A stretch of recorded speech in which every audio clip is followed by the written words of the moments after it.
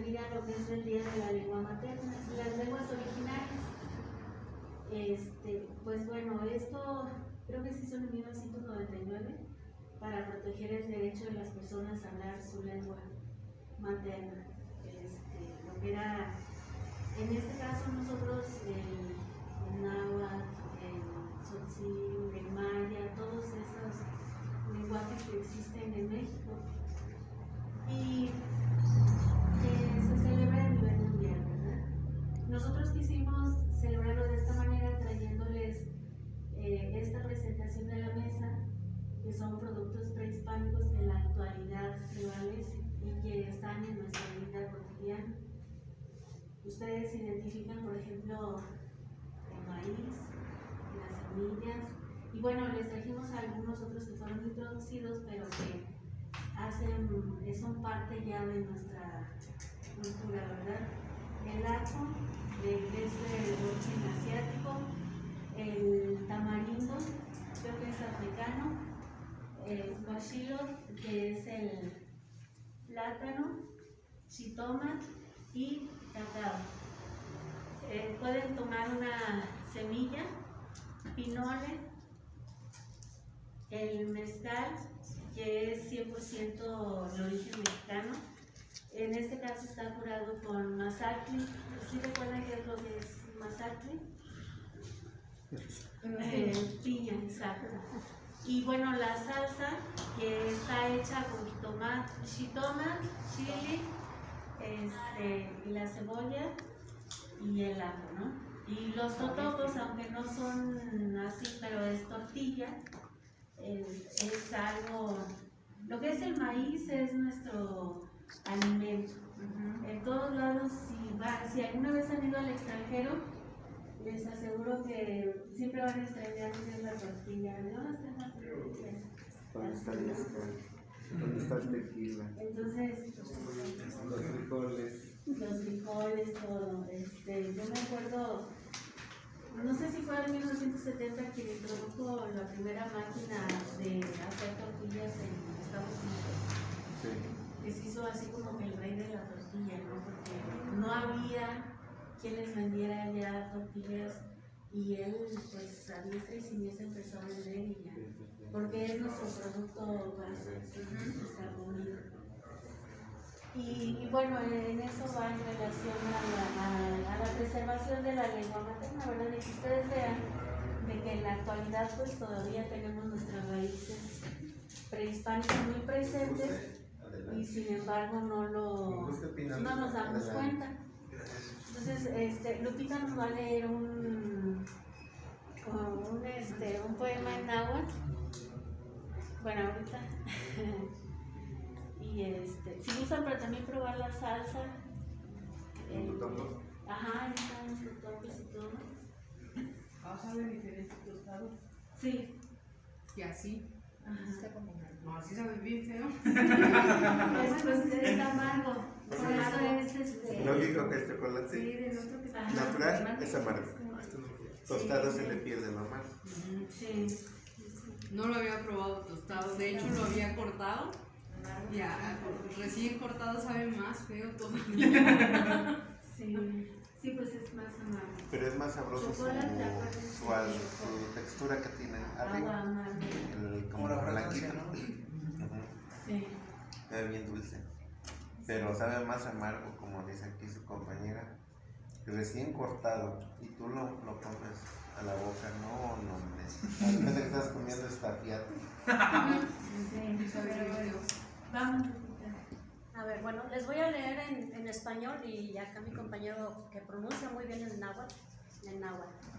Y este es un poema de Mardonio Carballo, él es hablante del náhuatl, también es promotor cultural, por ahí lo van a encontrar porque tiene programas muy importantes en el canal 22. Y bueno, este se titula Juguete. Dicen que me hicieron con un poco de barro. Reniego pues de la historia. Y si esas palabras verdaderas resultaran, meteré una rosa blanca por mi boca.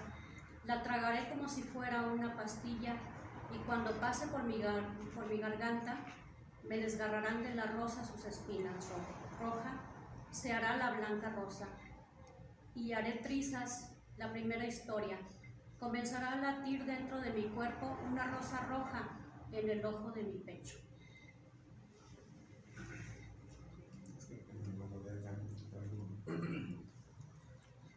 Dice, Ikanoja, Necha, Chiquinegua, Ika, Achi, Yolotz. Nani Neki, Nani Weli, Nani Motlalo. Wakle Netla, no papá o papayi. Nini Calactica, Chimupa, Pepas, Quatintli, Vamos, Camac. Ni Tororo, que dice Piqui, o Apiema, ni Mopanelis, ni Huevisto, Nech, Picnequis, Chiquitequi, Chihuas, Amanich, Papalecti, Juan solo hueles, no pa, Peguas de Nimeguan, Mopili, y Cacachi, Mamuscalini, Peguas Nemia y Pan Mayores.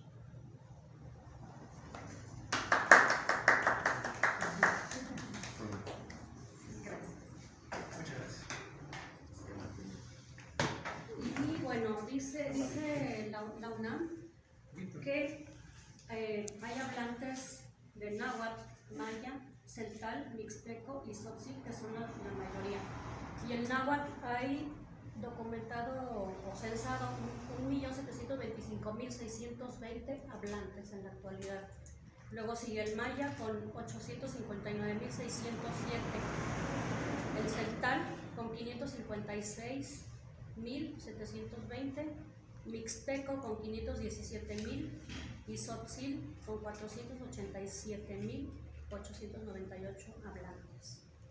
Y más de 7 millones de personas hablan alguna lengua indígena en nuestro país, o sea, la lengua madre. Entonces, bueno, aquí estamos intentando algo. Y dentro de esta rama de la lengua lingüística, de varios idiomas, de varias lenguas a nivel país mexicana, aquí mi compañera maestra Yedelia también habla de indígena. Y bueno, les presento a David. Él en algún momento nos va a venir a dar clases, él se especializa en los códices. Entonces sí, lo invité para que nos dijera cuál es su experiencia en la cuestión de la enseñanza. Sí, que ha tenido en el largo camino de aprendizaje. Sí. Gracias por invitarme, gracias. Mucho gusto. Pues sí, es el Día Internacional de las Lenguas Maternas y pues, precisamente, estaba escuchando hace rato un video de un historiador que él pues no es, digamos, lo que podríamos decir un originario indígena, sino que él es una persona que tiene diferentes raíces en otras culturas. Pero hacía una reflexión muy interesante que les quiero compartir. Decía que la lengua materna es la que uno aprende cuando nace, cualquiera que ésta sea, cualquiera de las lenguas que se hablan en el mundo. Entonces él hacía referencia a que él aprendió a hablar español e inglés porque su padre era norteamericano y su madre era de origen sudamericano, no mexicana, pero él estaba hablando de la experiencia de Sudamérica. Entonces me pareció muy interesante eso porque sí, efectivamente, la lengua materna es la lengua que uno aprende de la madre, por eso es materna, ¿verdad? De la madre, que es la que enseña directamente el lenguaje, porque es la que cría las comunidades y no solamente comunidades, digamos, basamos mucho a las comunidades que decimos, por eso se puso materna para quitar el tema de indígena, entonces comunidades indígenas, pero no, es una cosa general en el mundo. Regularmente el hombre salía al trabajo o a la cacería o a actividades fuera de la aldea o de la casa, y la mujer es la que se encargaba de hacer esa transmisión primaria, ¿verdad? Entonces por eso es la lengua materna. Entonces lenguas maternas pues son prácticamente pues, todas, la mayoría de las que se hablamos en el mundo, que hay lenguas dominantes, ¿verdad?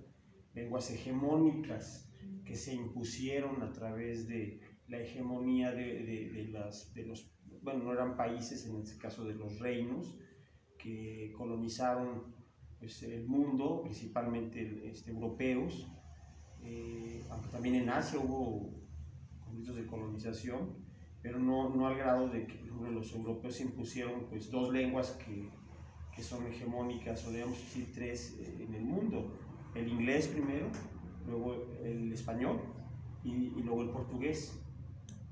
¿Ya? Entonces, obviamente son lenguas que se hegemonizaron por los países colonialistas que se expandieron al mundo. Entonces impusieron a los demás pueblos pues, que hablaran esas lenguas, ¿no? Hasta la actualidad. Precisamente hoy en la mañana estaba escuchando otra entrevista a una persona de origen maya que estaba pues hablando un poco fuerte ya, diciendo es que nuestras comunidades están priorizando la enseñanza del inglés, no porque no sea importante, pero es que están enseñando a los muchachos, a los jóvenes, a que es más importante hablar inglés que seguir hablando maya, porque el turismo, porque se van a ir al extranjero, por lo que sea, ¿no? Pero en realidad es lo que decía un hablante y poeta también, no me acuerdo el nombre ahorita, pero muy interesante también, porque sí, tenía razón, efectivamente, pues esa es la reflexión, ¿verdad? Que entonces tenemos lenguas hegemónicas, pues estamos hablando en español, ¿verdad? Y estamos tratando de aprender las lenguas originarias o las lenguas que hablaban antes de que llegara la colonización, ¿verdad? Las lenguas lenguas, porque si vemos un mapa lingüístico de los pueblos antes, 500 años atrás, ¿no? Pues había muchas lenguas que se desaparecieron completamente, y no solo lenguas, gente que desapareció, que se mezcló, que murió, se desapareció prácticamente por enfermedades, pandemia, la guerra, etcétera, ¿no? Sobre todo las pandemias, ¿no? Una de las causas principales de muerte. Entonces hubo lenguas que las hablaban algunas pequeñas tribus, algunos clanes, y pues sí, lenguas que se esfumaron. Y una de las que sí se preservó pues fue la lengua náhuatl, ¿verdad? La lengua náhuatl, que decimos náhuatl, o en otros lugares le dicen lengua mexicana, también es una lengua muy extendida porque tiene muchas ramificaciones. Entonces hay un mapa, bueno, también lingüístico, desde lo que es la lengua, le dicen yutonáhuatl, anteriormente le llamaban yutoazteca, porque el azteca o la lengua de los aztecas, de las ramas aztecas, es náhuatl. Entonces esa lengua yutoazteca viene desde el norte del continente, de lo que hoy es los Estados Unidos de Norteamérica, en el estado de Utah, hasta Nicaragua. Ahí hablan el pipil, bueno, El Salvador, hablan el pipil. Entonces, y ahí vienen las ramificaciones de las diferentes lenguas que se desprenden de lo náhuatl, del yutonáhuatl, así como también de las lenguas mayenses, ¿verdad? Que finalmente pues son las dos lenguas que mayormente se hablan en nuestro país, que no es el español. O sea, después del español pues, sería el náhuatl, después, ahí ya lo dijo el maya, zapoteco, mixteco y otras lenguas, pero son los principales en náhuatl náhuatl y maya. Pero aún así, aunque sean predominantes el español sigue siendo hegemónico, y ahora con el inglés. Entonces sí hay una disminución del uso de la lengua en la cotidianidad, digamos, ¿no? En la expresión cotidiana, y muchas veces en la migración. Pues algunas comunidades sí logran conservar sus lenguas originarias, algunas ya no. Entonces sí es donde pues, están los riesgos de que las lenguas pues, sigan conservándose, ¿verdad? Por lo menos si sigan escuchando. Afortunadamente el náhuatl lo tenemos en muchas de nuestros usos cotidianos, en muchas palabras. pues son de uso náhuatl, ¿no? Que ustedes ya, pues, aquí que están estudiando el primer pues, ellos saben que hay muchas, aquí en la mesa pues, tenemos varios elementos que utilizamos de la lengua náhuatl, del chile, pues es del chile, ¿verdad? Xitomatl, el chiquihuitl, ¿no? El maíz, pues, como maíz pues en centeo, pinolis, náhuatl, pinoli, cacao, pues es chocolate, ¿verdad? Después el chocolate, ¿no? Y así, es nopal, pues es nopali, choconostle, pues es el náhuatl, choconostle, maguey, pues es el metl, y así, y aguacate, pues es aguacate. Entonces tenemos, y pues también nuestro país pues es la lengua náhuatl, México, ¿no? Y estados, Jalisco, Xalit, la arena, Jalisco, otro nombre que se acuerdan en náhuatl de Mazatlán, por ejemplo, pues es Mazatlán, el lugar de los venados, ¿no? Agualulco, aquí en San Luis, Mezquitic, Tlaxcalilla, pues no es Tlaxcalilla, pues es Tlaxcalilla, pero no es Tlaxcalilla, es Tlaxcala, ¿no? Tlaxcalilla lo hicieron como un despectivo. Aunque en náhuatl, el diminutivo es algo reverencial. No porque tú digas diminutivo algo, ¿verdad, maestro? Vas a decir que es menos, o que no, por eso todavía conservamos en México como un lenguaje que a veces decimos de cariño o alguien en esa expresión diminutiva. Cuando decimos el sin. Y pues así estamos llenos de nahuatlismos en todos lados, ¿no? En todas partes. En lo personal, pues mi experiencia del contacto primero que tengo con una lengua madre, pues a veces o escuchaba uno lenguas en la calle que pues no sabía ni qué estaban hablando las gentes, o las mentadas Marías, ¿verdad? Que estaban ahí vendiendo sus dulces o lo vendían así en la calle, ¿no? Ahora ya, pues ya están vendiendo las muñequitas estas y todo, pero antes pues vendían dulces, vendían lo que podían y se ponían donde fueran, ¿no? Y todo el tiempo las andaban quitando, ¿no? Esas personas pues hablan sus lenguas originales que son otopames. Esa gente es otopame, es de lengua otopame, otomí, pame o mazahua, porque es como la misma rama. Y así es donde yo, digamos, en la Ciudad de México, pues empecé a escuchar esas lenguas, y luego acá en San Luis, cuando yo venía también de visita, pues también veía a las mismas personas pames en las calles vendiendo sus dulces, sus chicles, y hablando su lengua, ¿no? Los pames, o que son los xiu, que ahora dicen, porque antes, pues ahora ya se les nombra como ellos se nombran, ¿no? Pero pame, pues es los xiu que se dicen, ¿no? Pero son los pames, es la misma rama lingüística, otopame. Y así, personalmente, pues me invité para que les compartiera cómo empecé escuchando así, pero realmente mi contacto personal con la lengua, una lengua madre, una lengua originaria en México, fue a través de la literatura. ¿Cómo a través de la literatura? Bueno, cuando yo estaba en la UNAM, escribí un libro que pues ya decía que era algo importante leerlo, porque hablaba de la filosofía náhuatl. Entonces ese libro, que de hecho tengo bien viejito aquí, ya hay otras ediciones, pero yo todavía conservo que tiene ya muchos años conmigo. Yo aquí empecé a descubrir el náhuatl a través de pues, un investigador que fue historiador, un doctor, una eminencia, que fue el doctor Miguel León Portilla, ya que tuve la oportunidad de conocer en persona, porque él formó, él hizo, él y también ya falleció Montemayor estaba muy joven, y los nahuatlactos de la Ciudad de México, en la zona de Milpalta. Recordemos que todo el Valle de México se hablaba el náhuatl, se sigue hablando, pero ya menos. En la zona de Milpalta, Xochimilco, es donde todavía se conserva, pero pues el náhuatl era lo que se hablaba. Cuando llegó Hernán Cortés, pues Tenochtitlan hablaban náhuatl, todos hablaban náhuatl, todos los pueblos eran hablantes del náhuatl. Toda esa era la cultura náhuatl del centro.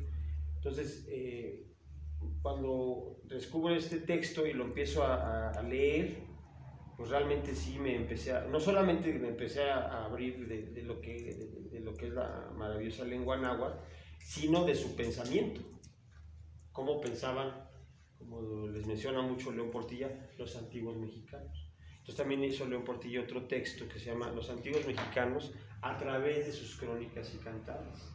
Entonces también ese libro pues me abrió más todavía a la comprensión porque León Portilla pues, era un nahuatlacto y promotor de la lengua náhuatl.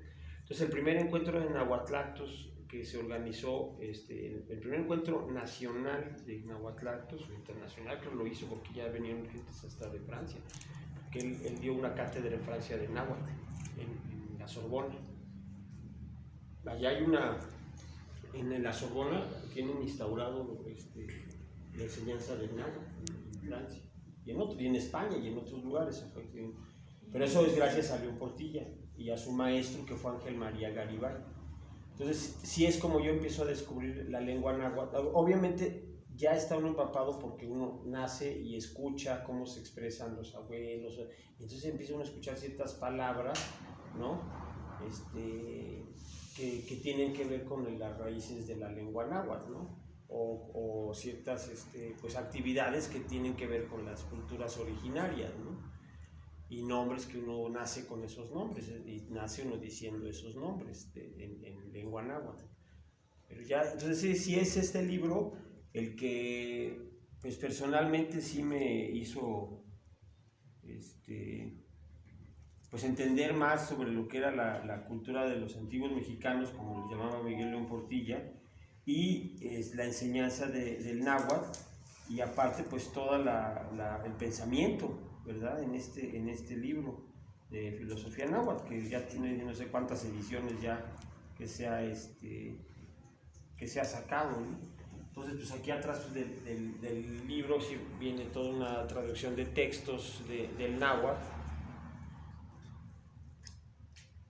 que así empecé, y luego ya tuve la oportunidad de ir a los encuentros de nahuatlactos y bueno, de tomar así unos pequeños talleres del náhuatl, pero aquí de los cantares mexicanos, ¿no? Entonces, por ejemplo, en esta parte, textos citados en su original en náhuatl, ¿no? Entonces viene el náhuatl y también vienen las traducciones en español de todos estos textos, ¿no? De estos cantares, por ejemplo, esta de la imagen náhuatl del universo, y bueno, vienen pues, cosas muy profundas. Claro que es un náhuatl clásico, un náhuatl también que habla de términos ya, ideas metafísicas, teológicas, son, digamos, lenguajes sacros, lenguajes ya para dirigirse a las deidades, o lenguajes que son un poquito más elaborados, ¿verdad? En relación a esto. Entonces aquí empecé a ver lo que es la lengua náhuatl y pues a entender algunos pues conceptos de los significados de la lengua náhuatl, que es una lengua completamente metafórica, tiene muchas metáforas. Entonces pues aquí en estos textos precisamente fue donde empecé a conocer la lengua náhuatl como primer lengua, ¿verdad?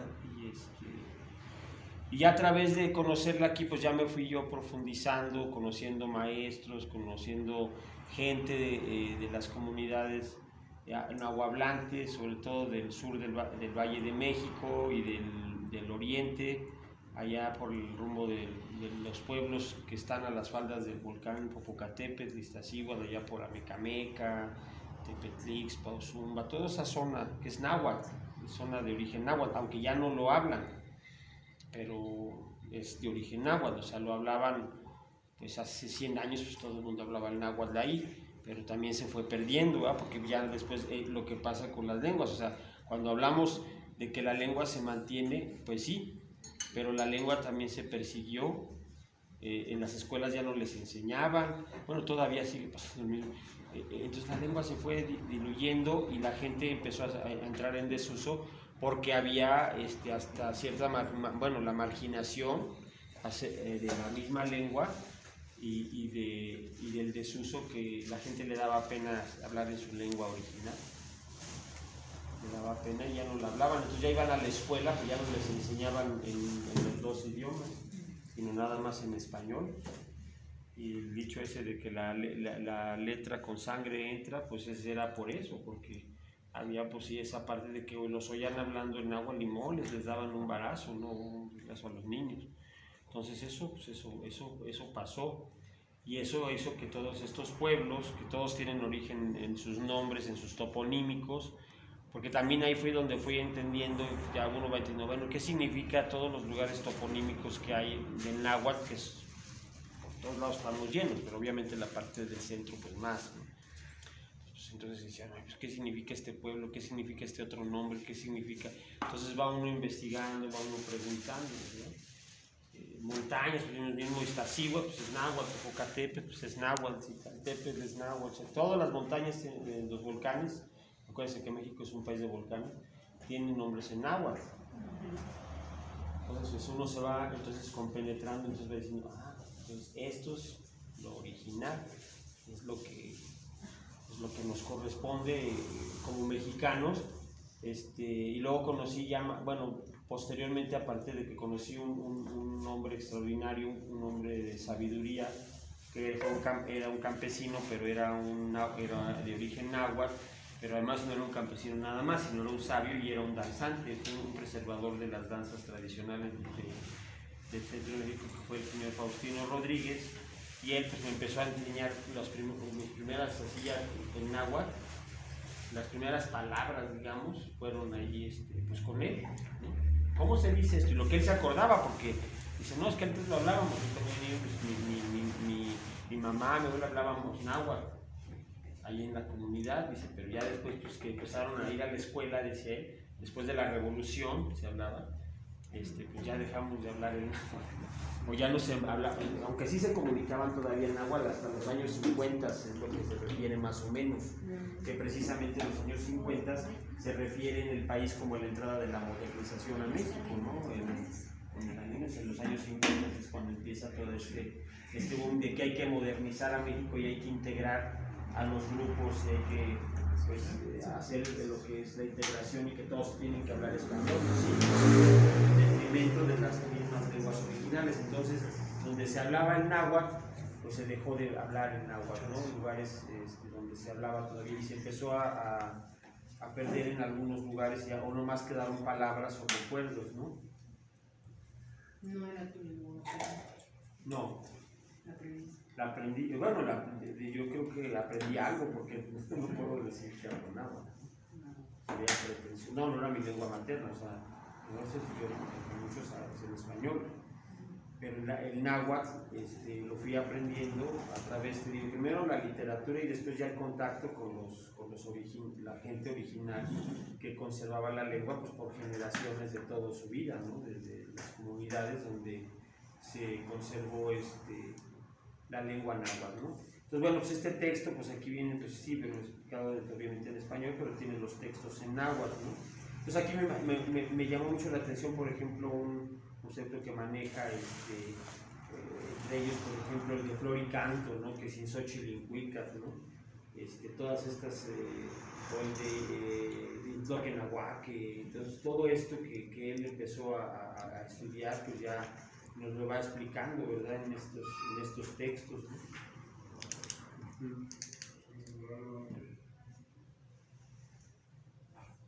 Sí. Y después, también, otro que también sí tiene la portada, porque ya ni la portada tiene. También es otro de los textos que León Portilla, bueno, con su maestro que fue Ángel María Garibay-Ca, pues se dieron a la tarea de recopilar lo que se conoce como los 13 poetas del mundo azteca, que después ya cambió el nombre, le pusieron del mundo náhuatl y le agregaron 2 poetas más en otro texto, en una reedición que se hizo pues, posteriormente, en los años 90. Pero aquí sí viene, y este ya fue en esta edición, ya vienen los textos en náhuatl y en español. Entonces uno puede tener aquí ya el texto, y pues a mí la primera poesía en náhuatl y los textos y lo que decía que me llegó y me nutrió mucho fue de la Nezahualcóyotl. De la Nezahualcóyotl realmente me cambió completamente, como dicen el chip, ¿no? O sea, me cambió realmente la percepción y la comprensión de nuestro país, de la cultura, sobre todo del centro, ¿verdad? Porque vemos, estamos hablando del altiplano central mexicano, me cambió completamente. Y entonces, además de que pues, veías los lugares, o sea, decías, pues sí, en Nezahualcóyotl, pues ahí está Texcoco, ¿no? O sea, Texcoco ahí está Texcotzingo, y ahí están los pueblos, ahí está el Coatlinchan, existe, y ahí está Coatlinchan, o sea, los lugares ahí están. O sea, esos pueblos antiguos existen y ahí siguen, ¿no? Y eran hablantes de náhuatl, la mayoría de ellos, donde se recopilaron pues estos poemas o estos cantares de los diferentes poetas del mundo náhuatl, ¿verdad? Entonces, y la interpretación de cada, aquí pues vienen muchos de Nezahualcóyotl, la mayoría, ¿no? La mayoría son de Nezahualcóyotl, la Colmistli, ¿no? Léenos uno. Leemos Canto de la Primavera, que ese es como, ahora que ya se va acercando, ¿verdad? Sí. Que es el más, a ver qué tal está mi dicción de náhuatl. El Xopancuicat. Amoscalco pega cuica, Yeyecoba, Quimoyahuaya, Xochitl, On Aguia Cuicat. En la casa de las pinturas comienza a cantar, ensaya el canto, derrama flores, alegra el canto. Acahuaca Cuicat, Oyowali, Ehuactiwis, San, Quinaquiltilla, Toscacash, Quimoyagua, Xochitl, On Aguia Cuicat. Resuena el canto, los cascabeles se hacen oír.